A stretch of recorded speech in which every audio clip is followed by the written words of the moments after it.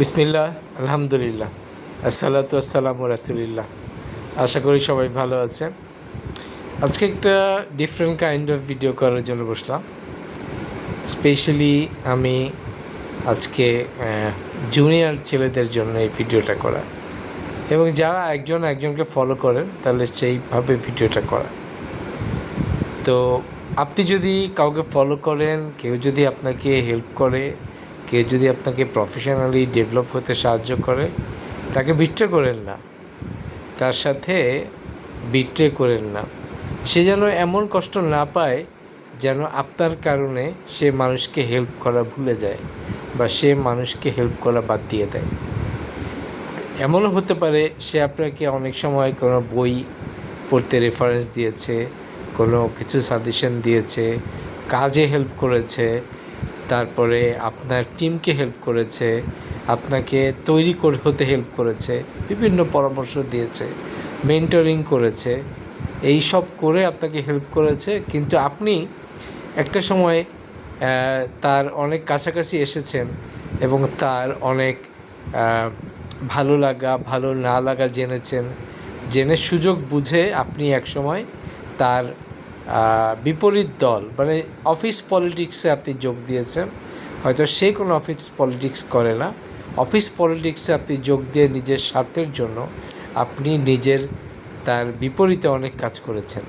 আবার আবার এমনও হতে পারে যে আপনি তাকে হেল্প করেন নাই, তার পক্ষে যে সময় কথা বলা দরকার ছিল আপনি সেই কথাটা বলেন নাই, সেই কারণে সে বিপদে পড়ে গিয়েছে। তো আমি কেন বলছি, একটা মানুষের হেল্প কত রকমভাবে আমাদেরকে উপকার করে, এবং সেইটা যদি একটা মানুষ করা বাদ দিয়ে দেয় তো এতে আমাদেরই ক্ষতি। তো যেই কারণে বলছি যে কখনোই একজন মেন্টরের সাথে বিট্রে করবেন না। একজন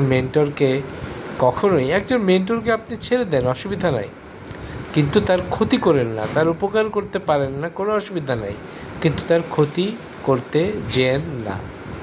তেমনিভাবে আপনি রিভার্স মেন্টরদের ক্ষেত্রেও একই কথা।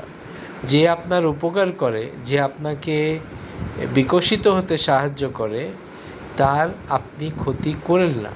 এরকম অনেক সাপোর্টার পাবেন আপনি অর্গানাইজেশনে, আপনাকে হেল্প করে, তার ক্ষতি করেন না, তার প্রমোশনটা আটকিয়ে দিয়েন না, তাকে ধরে রাখার চেষ্টা করেন না, তাকে ছেড়ে দিয়েন, তার গ্রোথের জন্য তাকে ছেড়ে দিয়েন। তো আমি এই জন্য এই কথাটা বোথ সাইডে বলছি যে হতে পারে আমি আমাদের যে কথা বলছি এখানে, আমাদের মসজিদে জুলুম বিষয়ে দীর্ঘদিন কথা হয়েছে, ইদানিং একটা অন্য সাবজেক্টে চলে গিয়েছে, এবং আলহামদুলিল্লাহ, এবং আমিও অনেক কিছু শিখেছি।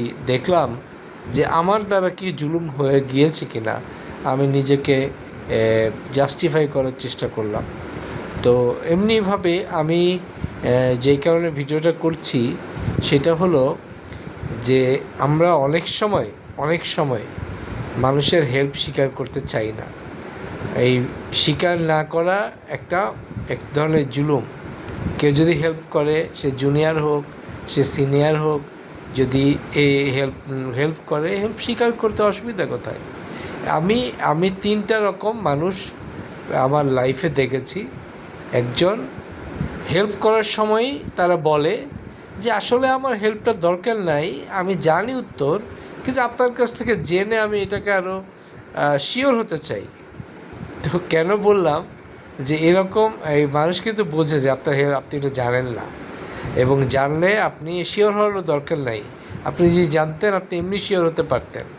শিওর হওয়া পর্যন্তই একটা জ্ঞান, এবং আপনি এটা করলেই, আপনি যদি শিওর হওয়ার জন্য কারো হেল্প চান, সেইটাও একটা বড় হেল্প।